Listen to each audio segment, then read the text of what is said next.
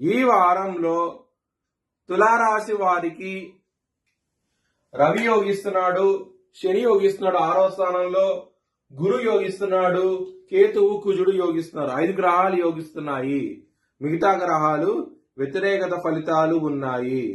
మీరు కనుక బ్రాహ్మణుడికి పెసలు దానం చేయండి. 6వ స్థానంలో బుధుడు నీచంలో ఉన్నారు. పెసలు దానం చేయటం మూలంగా మంచి ఫలితాలు ఉంటాయి.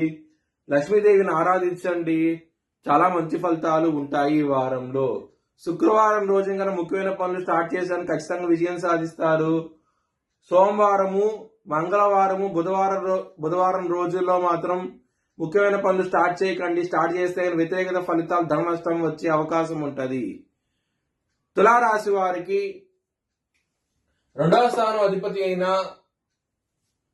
కుజుడు శని గ్రహంతో ఉన్నారు.